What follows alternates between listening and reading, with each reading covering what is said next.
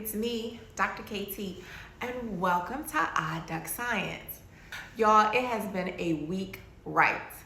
With these headlines, my goodness. Well, let's get into it. So, the National Science Board was terminated last Friday with no rhyme or reason by the Trump administration. There were 24 members there. And the reason that this is so concerning is because they direct policy and funding for the NSF, which is the National Science Foundation. And I know you're like, okay, Dr. KT, what's the big deal? The big deal is the National Science Foundation is a federal agency that was pretty much independent. It ran on the basis of being non-political. It funded research for all 50 states and also our territories. Hey, PR. It was established in 1950 by Congress and as an independent federal agency, and it prided itself on its mission to protect the progress of science, to advance national health, prosperity, and welfare. And not only that, the NSF is a major contributor when it comes to university research, STEM education, social sciences, mathematics, and computer science, and the list goes on. And did I say STEM education? Hello, STEM education. Now, NSF is normally governed by an NSF director who resigned last year, and a 24-member board who was all terminated on Friday. Now, the thing that is so exciting about this board when they were working is that they were non-political. And what that means is they were a group of individuals who was appointed by the president, and they served 6 terms. In that time of serving for 6 terms, essentially what that meant is every 2 years, 8 new people were coming on. So people rotating on and rotating off. So you have a diversity of thought. And regardless of who was in the Oval Office, they stayed true to the mission, which was to advance science.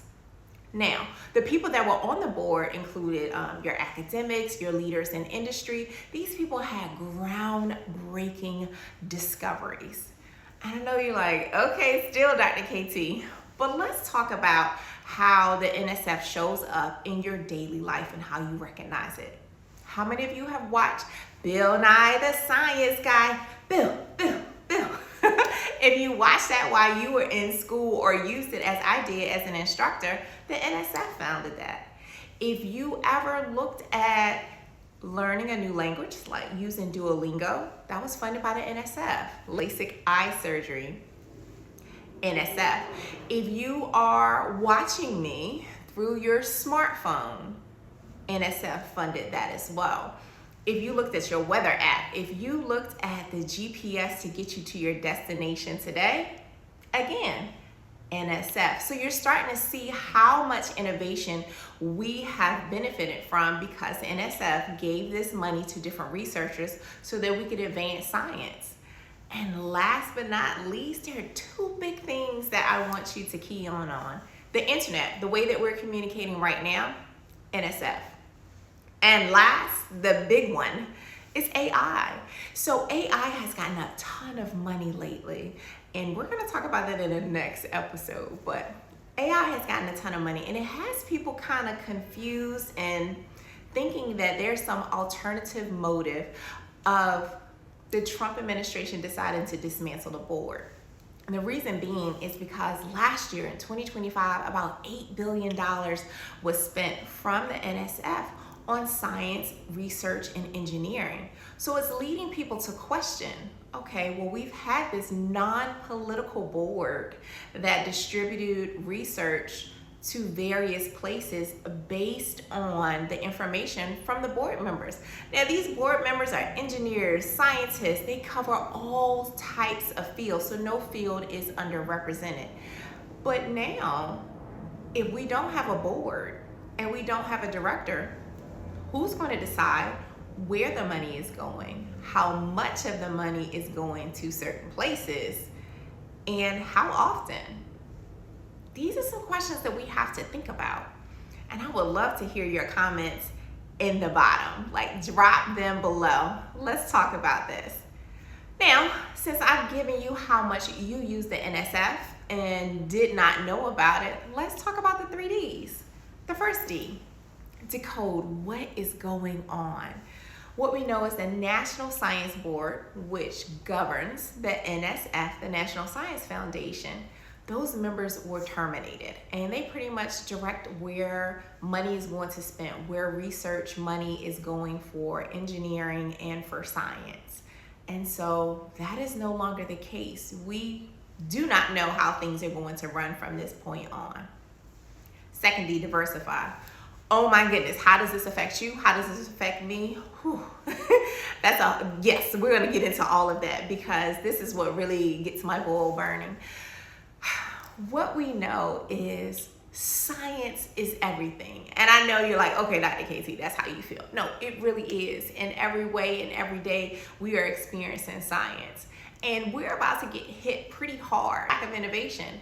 Because I don't think that we're going to get the funding to the places we need it to be. For example, we are losing a lot of our international students, and international students provide a diversity of thought, because individuals are coming from different backgrounds and they have different experiences, which makes science and so many other careers so exciting because it is not the ideology of one person, it is the shared experiences of so many more.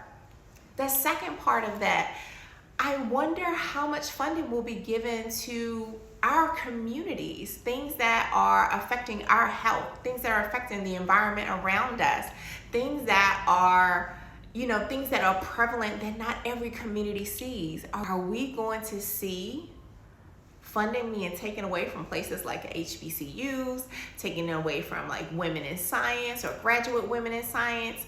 Are we going to see different pockets of people just being left out of the picture because of the ideology of one individual? That's pretty scary. That's pretty frightening to me. And so that leads me to my third D, dazzle. Okay, Dr. KT, you're raising a flag. What do we do? What can we do? I'm going to put it back on us. Like, we have to get to the point where we are screaming. We have to be the squeaky wheel. And let me explain what I mean. We have to talk to these elected officials and make them accountable. Can you imagine hiring somebody for a job and you give them a job description and tell them what you want and they don't do it, but the money keeps coming out your paycheck? You would go berserk. You would throw bows. Much anger that you would have because you would say, hey, we have a contract. I paid you to do a job and you're not doing it. Well, we are paying these elected officials with our tax dollars. So we need to hold them accountable. Some of you that may say, Dr. KT, I don't know what to say. I'm so glad that you said that because I have a solution for that. The NSF has funded things like chatbots that will help you write a letter to your congressman, to your mayor, to your city council members to make your voices heard. You also have to talk at these places like your school board meetings, going to the Boys and Girls Club, going to after school programs to make sure that science is at the forefront, because that is where we get our innovations. That's where we're able to push medical cures before. That's where we're able to take leaps and bounds and continue to be the global science powerhouse that we've always been when it comes to producing research articles and new innovations. That is going to be stifled if we continue to be silent. I am ringing the alarm, and I hope that you're ringing it too. And as always, science is accessible for everyone.